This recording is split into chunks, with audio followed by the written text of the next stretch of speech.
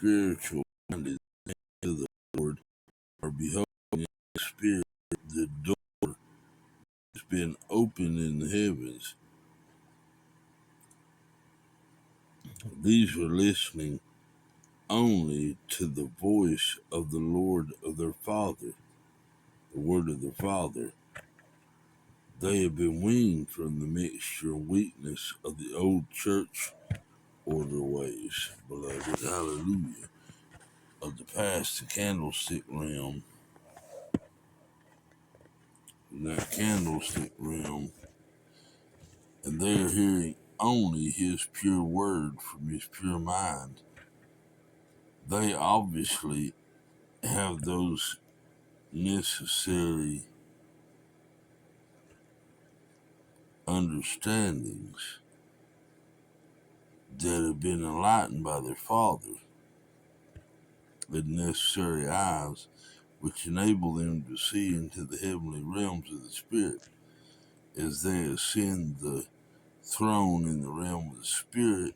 The new kingdom order expressed through them will begin to change things in this old world of man's corruption, iniquity, and decay.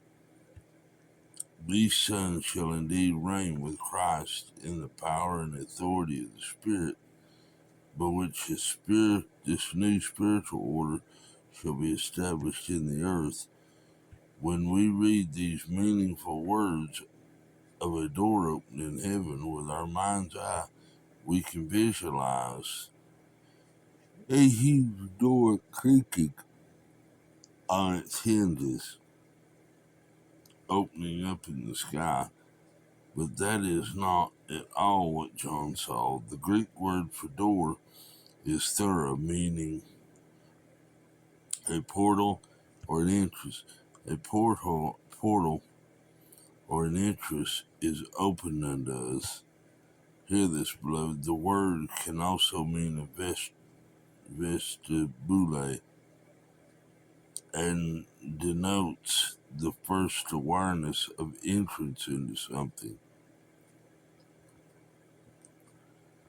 It is a place of transition from the earthly unto the heavenly. The Greek text indicates the door is there and it's open. This door is the invitation of the Father by the Spirit. For upon seeing the door, John immediately became in the Spirit, or passed through the door and found himself standing in the throne room. A portal is a passage into another realm. The door is the Spirit of Christ, and the Spirit of His Sonship is the stargate into the throne room of the very heavens of Christ being within you. If you can hear this, beloved, this is taking us into new heights if we'll hear this word today.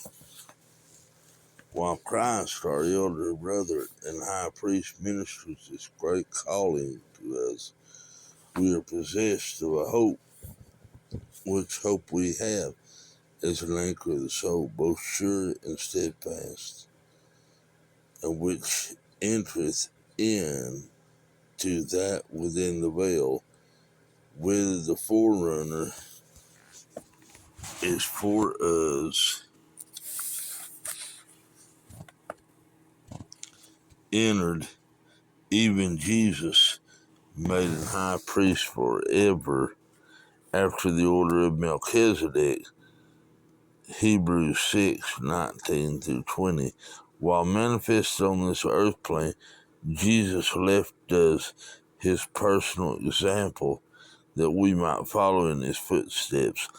It is a way that leads beyond the veil into the glories of the Father. It was necessary that He tread all the course that we might be able to follow all the way into His divine fullness. He is the way into the Father, and by our union in Him, we find it is first a way of humiliation before it becomes a way of exaltation.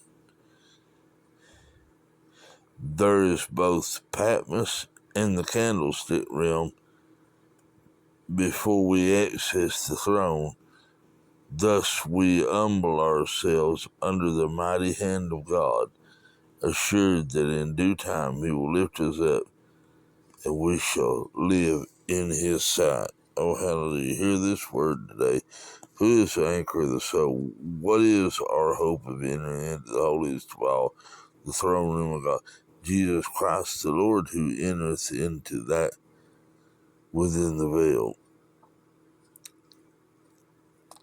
The veil separated the holy place from the most holy place. The high priest would go into the throne room of Yahweh through the veil.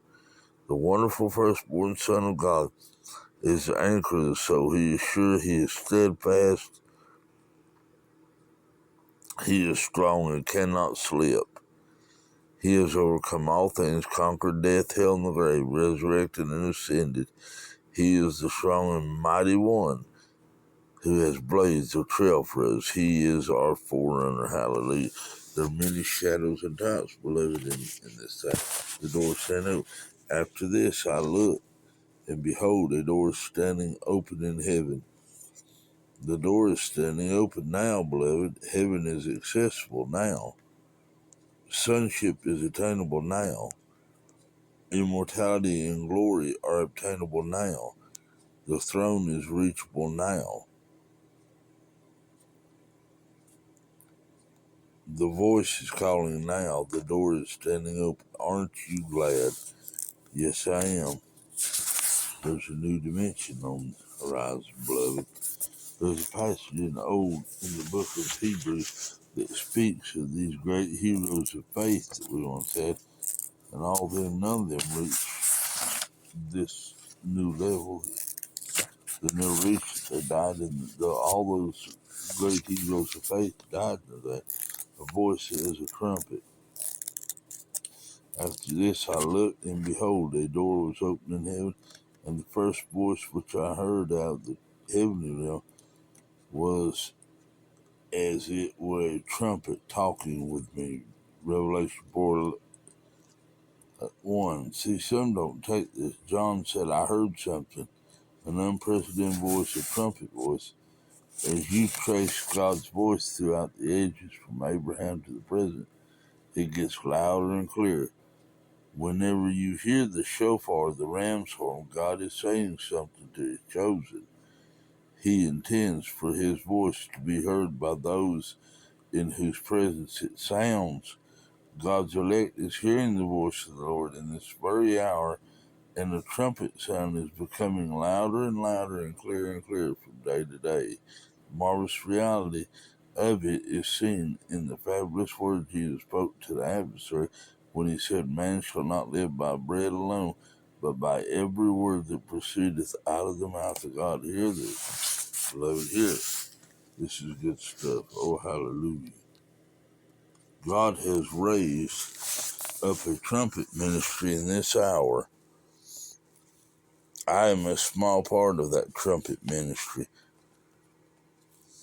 I know this because the message God has put in my spirit and in my mouth and in my teachings has raised even me up into a heavenly place. And those who hear are likewise lifted up into a new and higher realm in place of God.